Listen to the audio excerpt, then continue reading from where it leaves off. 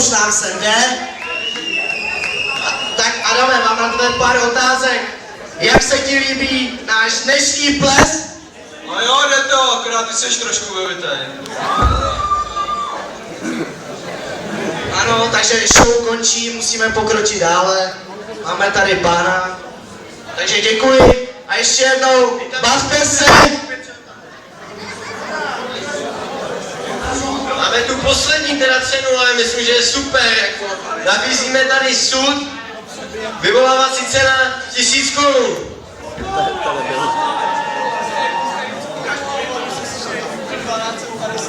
Sud staropramen, 30 litrů. Je to 10. Začínáme na 1000 koruně. Kdo dá víc?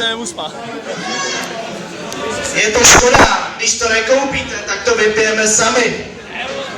Kolik to vypije? Pozor, sud má hodnotu 1300 korun českých. My ho prodáváme pouze za 1000. Kde jsou zájemci? Straničík má zájem. Je to škoda, dámy a pánové. Tak nikdo kupte už. 1000 korun, to je zadarmo.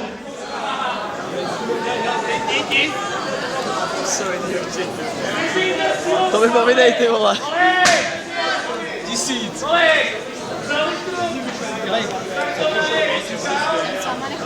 Mančo, táhni. Litru.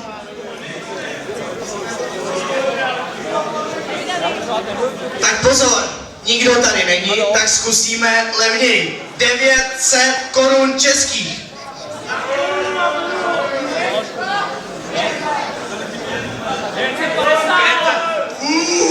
900 korun.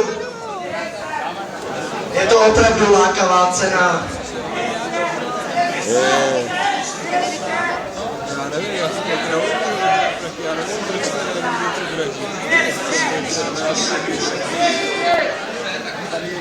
Takže slevíme ještě 800 korun, to už je snad lákavé, ne? 800, máme zájemce, 800 poprvé, kdo dá víc?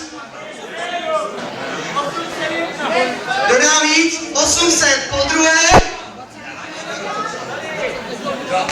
Kdo dá víc flázy? Ano, máme tady dalšího zájemce, Červis, 850. Kdo dá víc?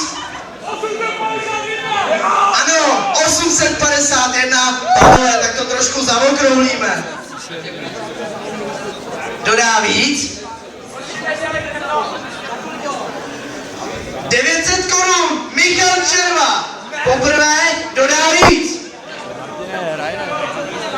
Vázne.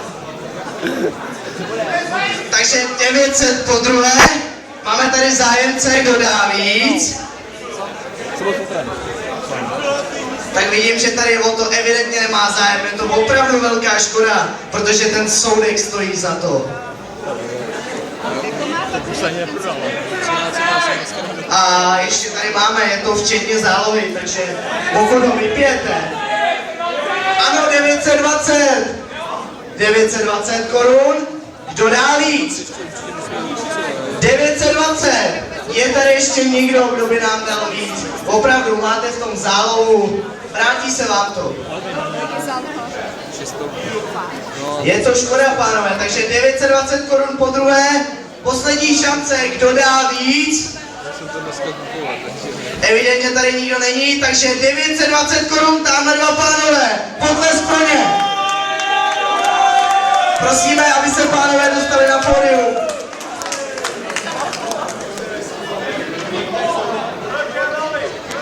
Takže, kluci, doufám, že si to užijete. Pípu si seženete, takže 920 korun.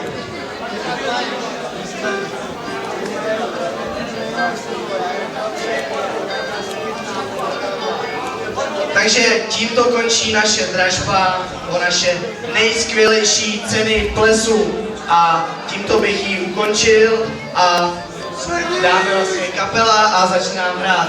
Pánové, dámy, přítomní v sále, bavte se, bavte se, bavte se.